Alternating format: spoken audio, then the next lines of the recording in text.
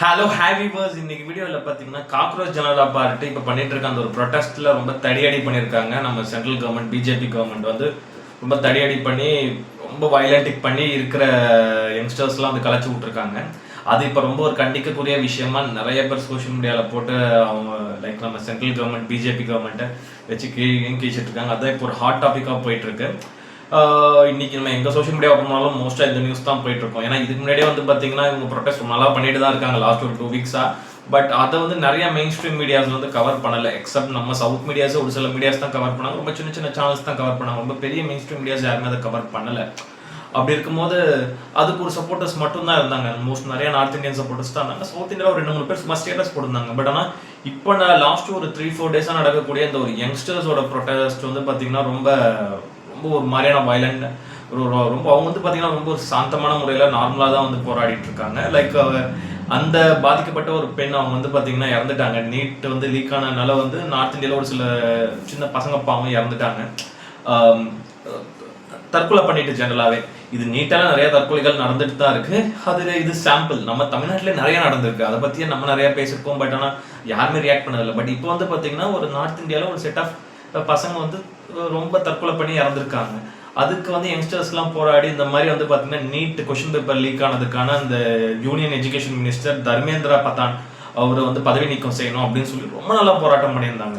இப்போ இதுக்கு வந்து பார்த்தீங்கன்னா சென்ட்ரல் கவர்மெண்ட் சைட்லேருந்து பார்த்தீங்கன்னா ஒன்றுமே பெருசாக வந்து ஒரு இதுவே இல்லை. அவங்க ஃபர்ஸ்ட் ப்ரொடெக்ட் பண்ண இடம் வேற இடம் டெல்லியில். அதுக்கும் வந்து பார்த்தீங்கன்னா அவங்கள வந்து அங்கேருந்து வலுக்கட்டாயமாக வெளியேற்றுறாங்க. சரி ஓகேன்னு சொல்லிட்டு அவங்க கொஞ்சம் அட்ஜஸ்ட் பண்ணிட்டு இருந்து இப்போ லாஸ்ட் ஒரு 2 டேஸாக நியூ டெல்லியில் இருக்கக்கூடிய இந்த ஜனத் மந்திர்ல வந்து ப்ரொடெஸ்ட் பண்ணிட்டு இருக்காங்க. ரொம்ப இந்த டைம் வந்து பாத்தீங்கன்னா யங்ஸ்டர்ஸ் பிடிவாதமா எப்படியா அவரை தூக்கியே ஆகணும், யூனியன் எஜுகேஷன் மினிஸ்டர் எடுத்தே ஆகணும் அப்படின்றதுக்காக நிறைய யங்ஸ்டர்ஸ் வந்து படையெடுத்து வந்தாங்க. நார்த் இந்தியாவில் வேற வேற ஸ்டேட்ஸ்ல இருந்து, ஈவன் ராஜஸ்தான் பஞ்சாப்ல இருந்து நிறைய ஃபார்மர்ஸ் வந்தாங்க. நிறைய சப்போர்ட்ஸ் உண்மையிலே சந்தோஷமா இருந்தது பார்க்கும்போது. ஏன்னா ஒரு யங்ஸ்டர்ஸ் பண்ற ஒரு நல்ல ஒரு காஸ்க்கான ஒரு ப்ரொடெஸ்ட்டுக்கு சுற்றி சுற்றி எல்லா ஊர்ல இருக்கக்கூடிய சுற்றி இருக்கக்கூடிய ஸ்டேட்ஸ்ல இருக்கக்கூடியவங்க லாரி கட்டிட்டு ரொம்ப பல 100 மைல் கணக்கில் வந்து வரக்கூடிய பெரியவங்க சின்ன பசங்க லைக் வந்து பார்த்தீங்கன்னா ஒரு ஃபார்மர்ஸ் இதெல்லாம் பார்க்கும்போது உண்மையாக ரொம்ப சந்தோஷமா இருந்தவங்களாம் வந்து அவ்வளோ இதுவாக வந்து ப்ரொடெஸ்ட் பண்ணியிருந்தாங்க. அமைதியான முறையில் பண்ணியிருந்த இந்த ப்ரொடெஸ்ட்டை நம்ம சென்ட்ரல் கவர்மெண்ட், நான் சென்ட்ரல் கவர்மெண்ட்னே சொல்ல மாட்டேன், பிஜேபி கவர்மெண்ட் தான் சொல்லுவேன். இந்த பிஜேபி கவர்மெண்ட் என்ன வேலை பண்ணாங்கன்னா இந்த ஒன்றிய அரசு ரொம்ப தடியடி நடத்தி வயலண்டிக்காக அடித்து ஒருத்தர் மண்டையை உடச்சி பண்ண வீடியோஸ்லாம் இப்போ நான் வீடியோவில் பார்த்தேன். அந்த மாதிரி அடிச்சிருக்காங்க. எவ்வளோ பேர் தடியடி நடத்தி இந்த கூட்டத்தை கலைச்சிருக்காங்க. அதில் நிறைய சின்ன சின்ன பசங்க குட்டி குட்டி குழந்தைங்களாம் அஃபெக்ட் ஆயிருக்காங்க. கிட்டத்தட்ட இந்த நீட் கொஸ்டின் பேப்பர் லீக்குக்காக இப்போ ப்ரொடெஸ்ட் பண்ண வந்தவங்களே நிறைய பேர் வந்து பார்த்தீங்கன்னா ரொம்ப சின்ன பசங்க. அவங்களாம் அண்டர் ஏஜ். நானே நிறைய ஒரு சில வீடியோவில் பார்க்கும்போது ரொம்ப பதட்டமாக இருக்குது.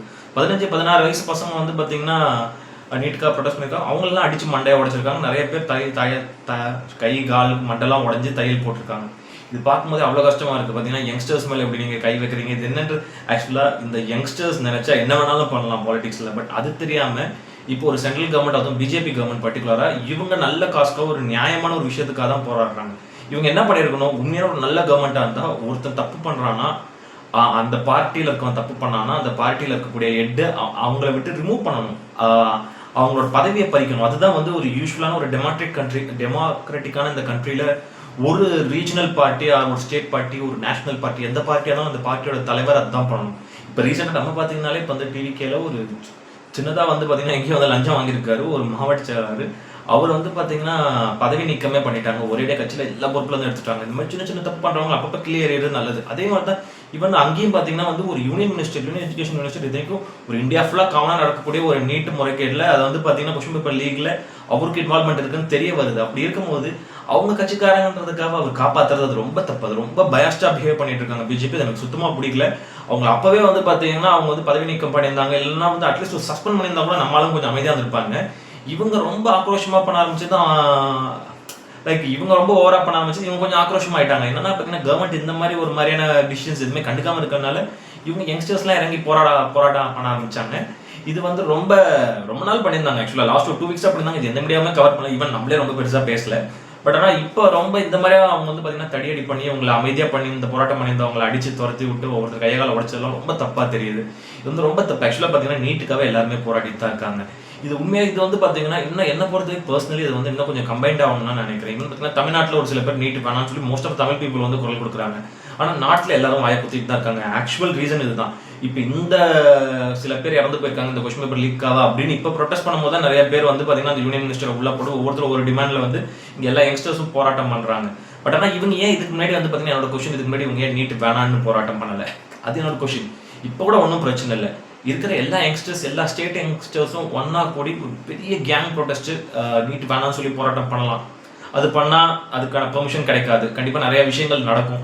இதுக்கு இன்னும் ஒரு ஆப்ஷன், நம்ம யங்ஸ்டர்ஸ் இறங்கி இவ்வளோ போராட்டம் பண்ணுறதோட நம்ம ரெப்ரசன்டேட் பண்ண ஒவ்வொரு ஸ்டேட்டோட சிஎம் இருப்பாங்க. ஈவன் பார்த்தீங்கன்னா இப்போ நம்ம தமிழ்நாடு சிஎம் நம்ம ஜோசப் விஜய் சாரே வந்து பார்த்தீங்கன்னா ஆல்ரெடி அவர் வந்து இப்போ இதுக்கு முன்னாடி போன அந்த ஆல் இண்டியா சிஎம் மீட்டிங்கில் போயிட்டு மோடிஜியை பார்த்து பேசின அந்த ஃபோட்டோஸ்லாம் நம்ம நிறையா பார்த்துருப்போம். அங்கேயே அவர் வந்து பார்த்தீங்கன்னா ஒரு பில் பாஸ் பண்ணார். என்னன்னா வந்து எங்களுக்கு வந்து நீட் வேணாம், 12th மார்க் ஷீட்டை வச்சு 12th மார்க்ஸ் வச்சு தமிழ்நாடு கவர்மெண்ட்டில் இருக்கக்கூடிய கவர்மெண்ட் ஹாஸ்பிட்டல்ஸ் அண்ட் கவர்மெண்ட் காலேஜஸில் வந்து பசங்களை எடுங்க, நீட்டில் எடுக்க மாட்டோம், நீட் வேண்டாம் அப்படின்ற மாதிரியான ஒரு ஸ்டாண்ட் அவுட் தான் முதல்ல எடுத்தார். மற்ற சிஎம்ஸ்லாம் வாயா பொத்திட்டு இருக்காங்க, எனக்கு அது ஏன் தெரியல, அது பயந்தா இல்லை என்ன எதுன்னு தெரியல.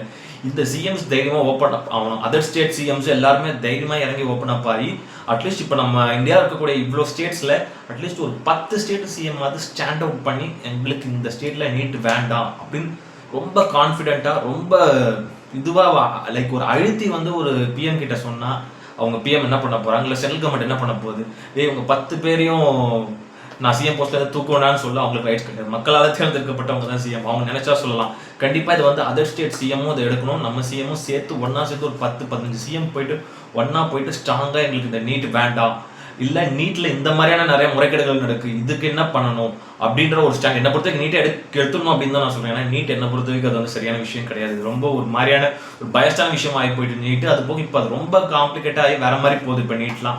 அதெல்லாம் பார்த்தீங்கன்னா நீட் எக்ஸாம் ஆல்ரெடி நிறைய பேர் வேண்டாம்னு சொல்லியிருந்தாங்க. பட் இப்போ இந்த மாதிரி இஷ்யூஸ்லாம் ஆனதுக்கப்புறம் இனிமேல் எல்லாரோட ஸ்டாண்டுமே வேற மாதிரி போயிடும், நீட் வேண்டாம் தான் போவோம். அதனால என்னை பொறுத்தவரைக்கும் வந்து பார்த்தீங்கன்னா நீட்டை எடுக்கிறது ஒரு நல்ல விஷயம். நான் ஒரு 12th மார்க்ல எல்லாருக்கும் கொடுங்களேன். ஈவன் பாருங்களேன், என்ன டாக்டர் இருந்தால் இது வந்து நீட் எழுதணும், நீட் கிளியர் பண்ணவனால தான் டாக்டர் படிக்க முடியுமா, டாக்டர் ஆக முடியுமா? அப்படி பார்த்தீங்கன்னா நீட் இப்போ ஒரு 7-8 வருஷமா தான் இருக்குது. இந்த 7-8 வருஷத்துக்கு முன்னாடி லாஸ்ட் ஒரு 50-100 வருஷத்துல டாக்டர் படிச்சவங்களாம் யாருன்னா நீட் எழுதினவங்களா? நார்மலாக 12th மார்க் வச்சு போனவங்க தானே. ஈவன் நீங்கள் ஒரு 90s கிட்ட இருந்தீங்கன்னா தெரியும், நம்ம பேட்ச்ல எவ்வளோ பேர் நீட் எழுதாமல் நம்ம கூட படித்தவங்க நம்ம ஃப்ரெண்ட்ஸ் எவ்வளோ பேர் இருப்பாங்க, இந்த வீடியோ பார்த்துட்டு இருக்கவங்க எவ்வளோ பேர் இருப்பாங்க. எல்லாமே ஒரு நார்மல் ஒரு 12th மார்க் ஒரு அந்த மார்க் வச்சு தான் எல்லாரும் உள்ள போயிருக்காங்க. சில பேர் காசு கொடுத்து போயிருப்பாங்க, சில பேர் மெரிட்லேயும் போயிருப்பாங்க, அது வேறு விஷயம். பட் ஆனால் வந்து பார்த்தீங்கன்னா எல்லாருமே அந்த 12th மார்க் வச்சு தான் போயிருப்பாங்க. அவங்க யாரும் நீட் எழுதி போகலாம். இப்போ வர லாஸ்ட் ஒரு 8 இயர்ஸ் ஸ்டூடெண்ட்ஸ் ஏன் நீட்டை போட்டு திணிக்கிறாங்க எனக்கு ஒன்றும் புரியலை. ஏன் அது எலிஜிபிலிட்டி இருந்தால் தான் அவங்களால அந்த டிகிரி படிக்கணுமா? ஏன் அப்போ அவங்க ஏன் 12th படிக்கிறாங்க, அந்த 12th பப்ளிக் எதுக்கு அப்படின்றது எனக்கு ஒன்றுமே புரியல. ஏன்னா வந்து பார்த்தீங்கன்னா ஈவன் நீங்கள் ஒரு இன்ஜினியரிங்கோ ஆர்ட்ஸோ இல்லை ஒரு லாவோ மற்ற எந்த டிகிரி நீங்கள் எடுத்து பார்த்தீங்கன்னாலும் எதுக்குமே வந்து பார்த்தீங்கன்னா உங்களுக்கு வந்து என்ட்ரன்ஸ் எக்ஸாம் இந்த மாதிரி நீட் மாதிரி ரொம்ப ஒரு ஸ்ட்ரிக்டான ஒரு எக்ஸாம் தேவை கிடையாது. அந்த காலேஜில் சும்மா ஸ்காலர்ஷிப் சின்ன சின்ன என்ட்ரன்ஸ் எக்ஸாம் வைப்பாங்க, அது ஒரு பேசிக், அது வந்து மேண்டேட்டரி கிடையாது. பட் ஆனால் ஏன் எம்பிபிஎஸ் படிக்கிறதுக்கு மட்டும் நீங்கள் நீட் வைக்கிறீங்க அப்படின்ற ஒரு கொஸ்டின் எழுது. இது வந்து ஒவ்வொருத்தரும் ஒவ்வொரு மாதிரி ஆன்சர் வச்சிருக்காங்க. இது வந்து என்னைக்கே வந்து பார்த்தீங்கன்னா வேற ஒரு பாயிண்ட் ஆஃப் வியூ யோசிச்சு பார்த்தீங்கன்னா நீட் இருக்கணும்னு தோணுது, இல்லைன்னு கூட தோணுது ஒரு சில டைம்லாம். ஏன்னா வந்து பார்த்தீங்கன்னா இப்போ நீட் இருந்ததுன்னா கண்டிப்பாக வந்து பார்த்தீங்கன்னா இப்போ இந்த ரொம்ப கஷ்டப்படுற ஃபேமிலியில் இருக்கவங்க ஸோ எல்லாருக்கும் சீட் கிடைக்கும் அப்படின்ற ஒரு பாயிண்ட் ஆஃப் வியூவில் நம்ம யோசிக்க வேண்டியதாக இருக்குது. பட் ஆனால் அது என்ன பொறுத்தவரைக்கும் வந்து பார்த்தீங்கன்னா அப்படி கஷ்டப்படுற ஃபேமிலி இருக்கவங்க தேவைப்படுது. ஆனால் அப்போ அவங்களால வந்து பார்த்தீங்கன்னா ஒரு நல்ல எஜுகேஷனில் படிக்க முடியலையே, அவங்க ஒரு கவர்மெண்ட் ஸ்கூலில் தான் படிக்கிறாங்க. இப்போ கவர்மெண்ட் ஸ்கூலுமே ஆல் ஓவர் இந்தியாவில் எல்லா இடத்துலையும் நிறைய இடத்துல வந்து பார்த்தீங்கன்னா அந்த எஜுகேஷன் ஸ்டாண்டர்ட் கொஞ்சம் கம்மியாக தான் இருக்குது. நல்ல ஒரு சிபிஎஸ்சியில் ஒரு ஐசிஎஸ்சியில் படிச்ச ஸ்டூடெண்ட்டாக தான் பார்த்தீங்கன்னா நீட் எக்ஸாம் கிராக் பண்ண முடியுது.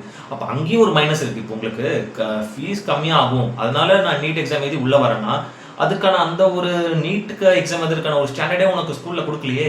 அப்படி ஐசிஎஸ்சி சிபிஎஸ்சி இந்த மாதிரி ஸ்கூலில் படிச்சுலாம் வந்துருக்கணும் இப்படின்ற மாதிரி ஒரு பாயிண்ட் ஆஃப் வியூ யோசிக்கிறதுனால எல்லாருக்குமே இந்த மாதிரி இல்லாமல் எல்லாருக்கும் காமனாக வந்து 12th மார்க்கை வச்சு ஆல் ஓவர் இந்தியா வந்து மெடிக்கல் சீட்ஸ் கொடுக்கணும் அப்படின்றது தான் மெடிக்கல் எம்பிபிஎஸ் படிக்கிற சீட் கொடுக்கணும் அப்படின்றது தான் என்னோட ஒரு தாழ்மையான வேண்டுகோள். இதுதான் நிறைய பேரோட இதுவாகவும் இருக்குது. கண்டிப்பாக இது வந்து apart from Tamil Nadu other state people இப்போ பார்த்து நிறைய யங்ஸ்டர்ஸ் புரிஞ்சுக்கிட்டு நீட் வேண்டான்ற ஒரு ஸ்டாண்ட் எடுத்து இனிமேல் இந்த ப்ரொடெஸ்ட்லாம் பயந்து போவே தேவையில்லை. இன்னும் எவ்வளோ ப்ரொடெஸ்ட் பண்ணலாம், எல்லாரும் பண்ணுங்க, நிறைய யங்ஸ்டர்ஸ் பண்ணுங்க. இது இத்தனைக்கு இந்த காக்ரோச் ஜனதா பார்ட்டிலாம் வந்து பார்த்தீங்கன்னா சூப்பராக டெவலப் ஆகிட்டு வந்துட்டு இருக்காங்க. அவங்கள வந்து பார்த்தீங்கன்னா யாரோ இந்த யங்ஸ்டர்ஸ் இவங்கலாம் வந்து பார்த்தீங்கன்னா காக்ரோச் அப்படின்னு யாரோ வந்து ஒரு ஜட்ஜு சொல்லியிருக்காரு, அது சுப்ரீம் கோர்ட் ஜட்ஜு. அதை வச்சுக்கிட்டு இவங்க ஒரு பார்ட்டி ஸ்டார்ட் பண்ணி நிறைய youngsters all over Tamil Nadu all over India all over India ஃபுல்லாக ஸ்ப்ரெட் ஆகி லைக் ஒரு ஸ்டேட்லேயும் அந்த காக்ரோச் ஜனதா பார்ட்டி மெம்பர்ஸ் இருக்காங்க, நிறைய பேர் மெம்பர் ஆகிட்டு வராங்க. அப்படின்னும் போது இவங்க எல்லாருமே ஒன்றா சேரட்டுமே. அது போக மற்ற பொலிட்டிக்கல் பார்ட்டிஸோ இல்லை எல்லாத்தோட அந்த ஸ்டூடெண்ட் யங் யூத் விங் இந்த எல்லா கேங்குமே ஒன்றா சேர்ந்து ஒரு இந்தியா ஃபுல்லாக மொத்த எல்லா ஸ்டேட்ஸ்லையும் எல்லா டிஸ்ட்ரிக்ஸ்லையும் பல்காக வந்து ஒரு ஸ்டூடெண்ட்ஸ் ப்ரொடெஸ்ட் பண்ணாங்கன்னா கண்டிப்பாக இவங்களால என்ன பண்ண முடியும்? இதுக்கு மேலே நீட் வைக்க முடியுமா? அது போக இப்போ நான் பண்ணுறது வந்து யாராவது ஏதாவது பெருசாக இப்போ நான் வயலட்டிக்காக எல்லாரும் இந்தியா இருக்க எல்லா யூத்தையும் நான் தூண்டி விடுறன்ற மாதிரி கூட இந்த பேச்சு இருக்கலாம். பட் அது அப்படி இல்லை. இந்த மாதிரி பண்ணால் அவங்களால என்ன பண்ண முடியும்? ப்ளஸ் அதை தவிர என்ன பொறுத்தவரைக்கும் எதுக்கு நம்ம யங்ஸ்டர்ஸ் ஓவராக இறங்கி அவங்களோட ப்ரொடெஸ்ட் ஒரு பக்கம் இருக்கட்டும். நான் ஃபர்ஸ்ட் சொன்ன மாதிரி தான் இந்த வீடியோவில் அந்த ஒரு 10 to 15 சிஎம் ஸ்டேட்ஸோட சிஎம்ஸ் வந்து ஸ்ட்ரைட்டாக வந்து பிஎம்ஐ பார்த்து எங்களால் முடியாது, எங்களால் இந்த ஸ்டேட்டில் எங்களால் வந்து பார்த்தீங்கன்னா நீட்டை வச்சு மார்க் எடுக்க ஸ்டூடெண்ட்ஸாக நம்ம வந்து சீட் கொடுக்க முடியாது, அவங்களுக்கு 12th மார்க் ஷீட்டில் வச்சு தான் எங்களால் கொடுக்க முடியும் அப்படின்னு ஸ்டாண்டர்டாக நின்னாங்கன்னா இவங்களால ஒன்றும் பண்ண முடியாது. கண்டிப்பாக அக்செப்ட் பண்ணிட்டு தான் போகணும் அந்த 10 ஸ்டேட்டுக்கு மட்டும் நீட்டு வேண்டான்றது. இதை எத்தனை சிஎம் பண்ணுவாங்க உண்மையில? இப்போ வந்து பார்த்தீங்கன்னா ப்ரொடெஸ்ட்டில் இருக்கக்கூடிய அந்த சிவகுமார்னு ஒருத்தர் இருக்காரு கர்நாடகா சிஎம், அதே மாதிரி வந்து பார்த்தீங்கன்னா கேரளா சிஎம் சதீஷன் இருக்காரு. இவங்களாம் ப்ரொடெஸ்ட்க்கு வராங்க. பட் ஆனால் இவங்க எல்லாருமே வந்து இப்போ நான் சொன்ன ஒரு விஷயத்தை போய் பண்ணுவாங்களான்னு என்னை பொறுத்த வரைக்கும் இல்லை தான்.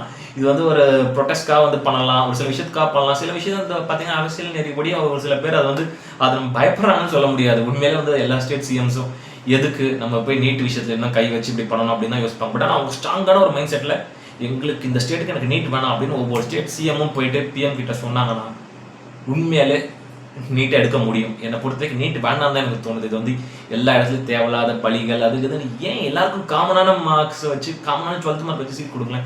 காலேஜஸாக இல்லை, இங்கே பஞ்சமால காலேஜஸ் அவ்வளோ காலேஜஸ் இருக்குது, இருக்கட்டும் எல்லாரும் டாக்டர் படிக்கட்டும். அது ஏன் டாக்டர் படிக்கணும்னு ஆசைப்படுறவங்க படிக்கூடாதான்? அவன் படிச்சு அவன் அதில் செமஸ்டர் அதில் எழுதி மார்க் வாங்கி அவன் குவாலிஃபை ஆகி டாக்டராக போகிறான். அவனே நீட்டை போட்டு இதில் தடுக்கிறாங்கன்னு எனக்கு ஒன்றுமே புரியல. அப்படி காலேஜஸ் பத்தலையா நீங்கள் 12th மார்க் ஷீட் வச்சுருப்பீங்க, இன்னும் கொஞ்சம் காலேஜஸ் நிறையா கொண்டு வாங்க. எஜுகேஷனுக்கு கவர்மெண்ட் செலவு பண்ணுறது தப்பே இல்லை, அது சென்ட்ரல் கவர்மெண்ட்டோ ஸ்டேட் கவர்மெண்ட்டோ என்ன பொறுத்த வரைக்கும் ஏன் இந்த மாதிரியான ஒரு பயஸ்டாக பண்ணுறாங்கன்னு எனக்கு புரியவே இல்லை. இது வேற வந்து பார்த்தீங்கன்னா இப்போ இன்னைக்கு காலையிலேருந்து நான் பார்த்துட்டு இருக்கேன், ஏன் இதுக்கு நம்ம தமிழ்நாடு சிஎம் வாயவே திறக்கலன்னு பைத்தியக்கார நாய்ங்க ஒரு சில நாய்ங்க வந்து பார்த்தீங்கன்னா சோஷியல் மீடியாவில் நிறைய போஸ்ட் போட்டுட்டு இருக்குதுங்க. சில பேர் வந்து பார்த்தீங்கன்னா ஏதோ பெரிய இன்டெலெக்சுவல் பொலிட்டிக்ஸ் மாதிரி வந்து பார்த்தீங்கன்னா ஸ்டோரி போடுறாங்க, ஏன் இவர் சிஎம் வாயை திறக்க மாட்டுறாரு, ஏன் இவர் இதுக்கு முன்னாடிலாம் நிறைய வர்ச்சுவல் வாரியர்ஸ் வச்சு நிறைய சோஷியல் மீடியாலாம் வச்சு ஆட்சியை பிடிச்சாரு, ஏன் இப்போ இப்படி பண்ணாமல் வாய முடிட்டு இருக்காரு அப்படி இப்படி பைத்தியக்காரத்தனமாக பேசுகிறாங்க. ஆனால் அவர் வந்து பார்த்தீங்கன்னா லாஸ்ட் ஒரு 1.5 months பேக்கே அவர் வந்து பார்த்தீங்கன்னா நீட் வேண்டான்ற ஒரு ஸ்டாண்ட் அவர் ஒரே ஒரு சிஎம் தான் இந்தியாவில் தைரியமாக போல்டாக வந்து பார்த்தீங்கன்னா மோடிஜி முன்னாடி அங்கே வந்து அந்த சிஎம்ஸ் ஆல் இந்தியா சிஎம்ஸ் மீட்டிங்கில் போய் ஓப்பனாகவே அந்த ஒரு அறிக்கையை கொடுத்துருக்காரு. அவர் இந்த மாதிரி தைரியமாக யார் அந்த பில்லே பாஸ் பண்ணியிருக்காரு, இந்த மாதிரி யாரால தைரியமாக பண்ண முடியும்? இந்தியாவில் ஒரே சிஎம் அது நம்ம தளபதி விஜய் மட்டும்தான் அதை பண்ணார், ஜோசப் விஜய் மட்டும்தான் அதை பண்ணார். ஆனால் அதெல்லாம் எத்தனை பேருக்கு தெரியும்? அதை எல்லாரும் மறந்து போயிட்டு இப்போ அவர் எதுவும் பேச மாட்டார், இப்போ அவர் எதுவும் பேச மாட்டாருன்னு ஆல்ரெடி அவர் பேசிட்டாரு. இவங்க ப்ரொடெஸ்ட் பண்ணுறதுக்கு முன்னாடியே வேண்டான்றதை ஸ்ட்ரைட்டாகவே சொல்லிட்டாரு. இந்த மாதிரி இப்போ அவர் சொன்ன மாதிரி இன்னொரு ஒரு 10-15 சிஎம் சொன்னாங்கன்னா கண்டிப்பாக யோசிப்பாங்க சென்ட்ரல் கவர்மெண்ட். அது மற்ற சிஎம்ஸ்லாம் பண்ணணும் தான் என்னை பொறுத்த வரைக்கும் ஒரு இதுக்காக மற்ற பீப்புள் எல்லாருமே கண்டிப்பாக இதுக்கான ஒரு முயற்சி எடுக்கணும். நீங்கள் இப்போ பார்த்தீங்கன்னா ஒவ்வொரு ஸ்டேட்டோட பீப்புளும் அவங்க கவர்மெண்ட்டை எப்படியாவது புஷ் பண்ணி இந்த விஷயத்த பண்ண வைக்கணும். ஒவ்வொரு சிஎம்மும் கொண்டு போயிட்டு எங்களுக்கு நீட்டே வேண்டாம் சொல்லி தைரியமாக இந்த மாதிரி பில் பாஸ் பண்ணுங்க சென்ட்ரல் கவர்மெண்ட் கிட்ட போயிட்டு அப்படின்றது வந்து நீங்கள் கண்டிப்பாக போய் சொல்லணும். இது வந்து பார்த்தீங்கன்னா இது வந்து மக்களாக போய் ஒவ்வொரு சிஎம் கிட்டே கேட்பாங்களான்னு தெரியல. அந்த ஸ்டேட்டில் நம்ம போராட்டம் பண்ணி அந்த சிஎம் காதுக்கு போக வைக்க முடியுமான்றது எனக்கு தெரியல. இதெல்லாம் வந்து சிஎம் தான் எடுக்கக்கூடிய முடிவு. இது அவங்க எப்படி எடுக்க போகிறாங்கன்றது எனக்கு தெரியல. இப்படி பண்ணால் மட்டும்தான் நீட்டு ஒரே வழியாக போகும். என்னை பொறுத்த வரைக்கும் வந்து பார்த்தீங்கன்னா இந்த ப்ரொடெஸ்ட் ரொம்ப ஒரு தப்பு. ஏன்னா பார்த்தீங்கன்னா சரி ப்ரொடெஸ்ட் தப்பு இல்லை, இந்த ப்ரொடெஸ்ட்ல இவங்களை அடித்ததே ரொம்ப தப்பு. லைக் வந்து இந்த மாதிரி ஒரு தடியடி பண்ணதே ரொம்ப தப்பு. எதுக்கு இந்த மாதிரியான ஒரு தடியடி? சாஃப்டாக பண்ணிட்டு இருக்கவங்கள இவ்வளோ வயலண்டிக்காக பிஹேவ் பண்ணுறது ஒவ்வொரு வீடியோஸும் பார்க்கும்போது பதறது. அதுக்கப்புறம் பார்த்தீங்கன்னா ராகுல் காந்தி இத்தனைக்கும் ஒரு எதிர்கட்சி தலைவர், அவர் எவ்வளோ பெரிய ஆள், அவரை போய் குந்தக்கட்டா தூக்கிட்டு போறாங்க, யாரையுமே மதிக்க மாட்டுறாங்க. இருக்கிற இவங்க என்னன்னா இவங்க வந்து அப்படியே பெருசாக எதுவும் இந்தியாவை ஆள்ற மாதிரி அப்படின்னு நினைச்சிட்டு இருக்காங்க. இப்போ பார்த்தீங்கன்னா இன்னொரு ஒரு 2 வருஷத்துல 2029 எலெக்ஷன் வரப்போகுது, எம்பி எலெக்ஷன். அதில் இப்போ இருக்க யங்ஸ்டர்ஸ்லாம் இப்படி பண்ணுறாங்களே, ஆல் ஓவர் இந்தியாவில் இருக்க எல்லா யங்ஸ்டர்ஸும் நினைச்சா இப்போ இருக்கக்கூடிய பிஎம்லாம் தூக்கி போட்டு போக முடியும், வேற புது பிஎம் அங்கே உட்கார வைக்க முடியும். என்னை பொறுத்தவரைக்கும் இப்போ நடக்கிற விஷயங்கள்லாம் இது வந்து கண்டிப்பாக வந்து இப்போ இருக்க சென்ட்ரல் கவர்மெண்ட் பிஜேபி கவர்மெண்ட்டுக்கு பெரிய பேக் ஃபயர் ஆகும். என்னை பொறுத்த வரைக்கும் 2029 கண்டிப்பாக இந்தியாவில் ஒரு பெரிய மாற்றம் வரும் அப்படின்னு தான் நான் நினைக்கிறேன். கண்டிப்பாக அது வந்தே ஆகணும். இந்த மாதிரியான ஒரு பர்சன்ஸ் வச்சு மதத்தை வச்சு அரசியல் பண்ணுறவங்க, இந்த மாதிரியான ஒரு சில விஷயங்களை சில்லியாக பண்ணுறவங்க, இவங்கக்கிட்ட நாட்டை கொடுத்தோம்னா நம்ம நாடு நாசமாக தான் போகும். என்னை பொறுத்த வரைக்கும் இதுக்கான ஒரு மாற்றம் வேணும். அட்லீஸ்ட் நம்ம தமிழ்நாடு பீப்புளாக இதை புரிஞ்சுக்கிட்டு இத்தனை வருஷமாக தமிழ்நாட்டில் ஒரு வாட்டி கூட தாமரை மலர விடாமல் வச்சுருக்காங்க. அது ஒரு சந்தோஷமாக எனக்கு படுது. இதுக்கு முன்னாடி வந்த ப்ரீவியஸாக வந்த லாஸ்ட் ஒரு 2-3 டிகேட்ஸில் வந்த பார்ட்டிஸ் மேலே நமக்கு என்ன வேணாலும் ஒரு அரசியல் விமர்சனம் இருக்கலாம். பட் ஆனால் எனக்கு ஒரு நல்ல விஷயமா பட்டது இவங்கெல்லாம் ஏதோ நம்ம பார்த்தீங்கன்னா அந்த ஒரு இதுக்கு முன்னாடி அந்த ஒரு பிஜேபி கவர்மெண்ட் கிட்ட வந்து நம்மளை காப்பாற்றிருக்காங்க. இது வரைக்கும் தாமரையை தமிழ்நாட்டில் மலர விடாமல் இவங்க பண்ணாங்கன்ற ஒரு சந்தோஷமான விஷயங்கள் இருக்குது. அவங்க நிறைய கரப்டட் பண்ணியிருக்கலாம், என்ன வேணாலும் பண்ணியிருக்கலாம் அது மாதிரி இருந்த கட்சிகள் தமிழ்நாட்டில் இருந்த திராவிட கட்சிகள். பட் ஆனால் இந்த பிஜேபி இத்தனை வருஷமா உள்ள நுழைய விடாமல் வச்சதே ஒரு சந்தோஷமான ஒரு விஷயம் தான். கண்டிப்பா இத மாரி மத்த ஸ்டேட்லயும் இந்த மாரி நடக்கணும். ஏன்னா அதுக்கு நீங்க வந்து பார்த்தீங்கன்னா, மக்கள் தான் அதுக்கான ஒரு ஸ்டாண்ட் அப் எடுக்கணும். உங்க ஒவ்வொரு ஸ்டேட்லயும் இருக்கக்கூடிய ஒரு நல்ல ஒரு அரசியல் கட்சியில, ஒரு நல்ல ஒரு அரசியல் லீடருக்கு வாய்ப்பு குடுங்க. இப்ப வர எம்பி எலக்ஷன்ல எவ்வளோ பேர் நிப்பாங்க. ஈவன் சுயேட்சையா கூட நிப்பாங்க. இல்லன்னா பார்த்தீங்கன்னா, நெறைய மேஜர் ரீஜனல் பார்ட்டிஸ்ல நிப்பாங்க. நல்ல ஆளா சூஸ் பண்ணி எல்லாருமே வோட் போடுங்க. இன்னும் ஒரு 2 1/2 வருஷம் இருக்கு எலக்ஷன். பட் போட்டு இந்த கவர்மெண்ட்ட வச்சா தான் அதுக்குன்னு அந்த கவர்மெண்ட் ஒண்ணுமே பண்ணல அப்படி இப்படின்லாம் சொல்லல. ஈவன் இந்த சென்ட்ரல் கவர்மெண்ட் நெறைய நல்ல விஷயங்கள் ஆர்மி டெஃபிஷியன்சி இதெல்லாம் பண்ணியிருக்காங்க. மத்த கண்ட்ரிலாம் நம்மள வந்து தொடர்றதுக்கே பயப்படுறாங்கன்னா, இவங்க அந்த அளவுக்கு ஆர்மிக்காவே இவங்க கோடிக்கணக்கில 1000 கோடி கணக்கில செலவு பண்றது தான். அது வேற. இவங்க நேஷனல நல்லா பாதுகாக்கணும், நம்ம நேஷன பாதுகாக்கணும்ன்றது வேற. பட் ஆனா எங்க மக்களுக்கு என்ன தேவை, என்ன தேவையில்லன்றது தெரியாத மாரி இருக்கக்கூடிய ஒரு கவர்மெண்ட், ஒரு சென்ட்ரல் கவர்மெண்ட் இங்க இருக்கிறது என்ன பொறுத்தவரைக்கும் அது வந்து வேஸ்ட்டுன்னு தான் எனக்கு தோணுது. கண்டிப்பா அரசியல் மாற்றம் 2029 நம்ம இந்தியால வரும். எப்படி நம்ம 2026 தமிழ்நாட்டுல வந்தோ, கண்டிப்பா 2029ல வரும். இந்த ப்ரொடெஸ்ட்ல ஆக்சுவலி இவங்க தடியடி பண்ணது ரொம்ப ரொம்ப தப்பு. அத நான் பர்சனலா வன்மையா கண்டிக்கிறேன். இது கண்டிப்பா இதுக்கான ஒரு ஆக்ஷன் கண்டிப்பா எடுக்கப்படும். இந்த மாரி தடியடி பண்ணதுக்காகவும், இத பண்ண பெர்மிஷன் குடுத்தவங்களையும் கண்டிப்பா வந்து பார்த்தீங்கன்னா, இந்த தடியடி பண்ண பெர்மிஷன் குடுத்தவங்களையும் முதல்ல சஸ்பெண்ட் பண்ணணும் அப்படின்னு தான் நான் சொல்றேன். இத அவங்க எந்த லெவலுக்கு கொண்டு போறாங்க அப்படின்றத பார்ப்போம்.